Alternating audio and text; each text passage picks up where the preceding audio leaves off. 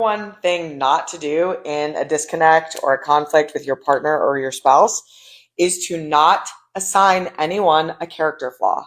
This is huge. So if you have had a disconnect with your boyfriend, girlfriend, spouse, and you guys are trying to repair and get back to one another as you're discussing what happened and why certain things happened, what things were said, etc., the number one thing to do to stay in your mature self and to not have the conflict escalate further is to not assign your partner a character flaw. So, like if they did something that was upsetting, and maybe it is a pattern, you simply focus on what happened that didn't feel good or that felt disrespectful, hurtful, whatever. So, like, hey, when you did that thing, that felt hurtful, not you are such a lazy, you're a loser, you're always like this, you always do this, always never.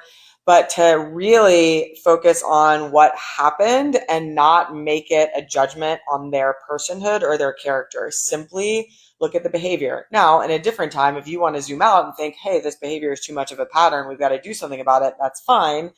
But in the moment, and especially in like small disconnects, do not say like, you're insane, you're a psycho, you're always like this, you're so whatever. Don't say a character flaw. Just simply focus on what happened and what's the behavior that didn't feel good or hurtful or disrespectful.